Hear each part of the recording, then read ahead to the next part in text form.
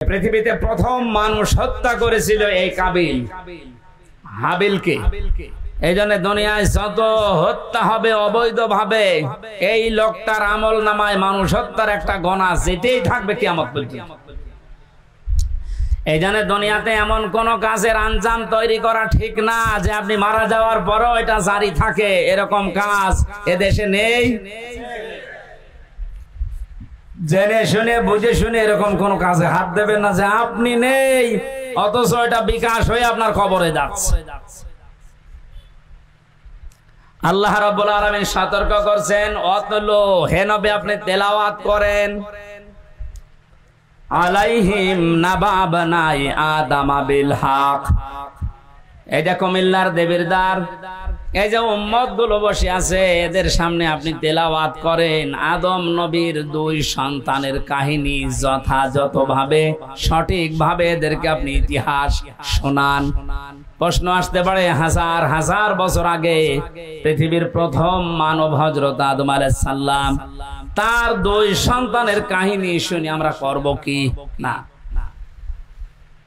তারা যে একটা বিষয়কে নিজেদের পক্ষে আনার জন্য আল্লাহর যে পদ্ধতি কোরবানি দেওয়া, আমি ইতিহাস বলার জন্য এখানে বসি নাই, তাফসীর থেকে কয়েকটা কথা আনার জন্য শিক্ষা দেওয়ার জন্য বলছি।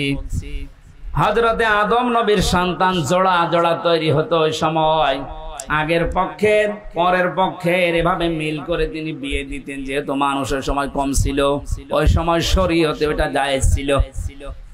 বিবাহ দেওয়ার জন্য তাসলিমা আর আকলিমা, মেয়েটা সুন্দর ছিল, এই জন্য আগের পক্ষের এই কাবিল বলে না আমি এটা মানি না, আমার পক্ষে যে আসবে এটা সুন্দরী হয়নি, এই জন্য আমি ওকে বিয়ে করব না, আমি ওইটা চাই। মেয়েদের প্রতি ভালোবাসা, তাদের সৌন্দর্যের প্রতি, তাদের চেহারার প্রতি আকর্ষণ, এটা আমার আল্লাহ দুনিয়া তৈরি হওয়ার পর থেকে করে দিয়েছে।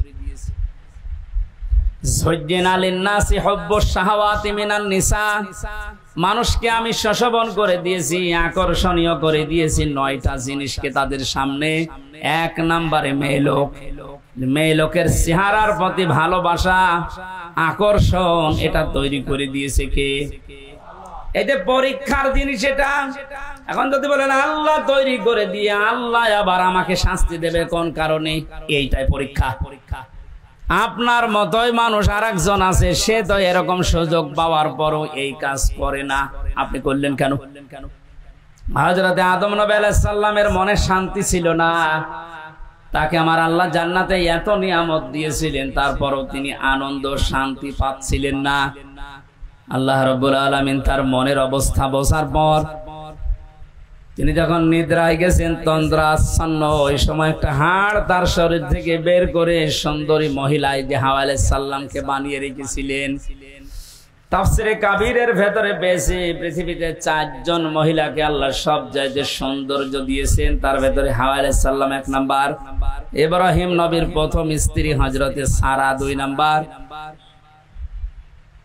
হযরতে ইউসুফ নবীর স্ত্রী জুলাইখা 3 নাম্বার, 4 নম্বরে মুহাম্মদ রাসূলুল্লাহর ছোট মেয়ে হযরতে ফাতিমাতুজ জোহরা রাদিয়াল্লাহু তাআলা আনহা। এখন ঐশ্বরিয়ায় যত সুন্দর আপনার কাছে মনে হয়, পরিমণি যত সুন্দর মনে হয়, হযরতে হাওয়া কত সুন্দর ছিলেন বলেন। তিনি যখন বসে আছে বামে, ঘুম থেকে ওঠার পরে তিনি দেখলেন, তাফসীরে মুফাসসির বলেন হযরতে আদম হাওয়াকে দেখেই তাকিয়েছেন এবং ধরতে গেছেন। আল্লাহ পাক বলেন আদম এটা তাকানো যাবে না, ধরাও যাবে না।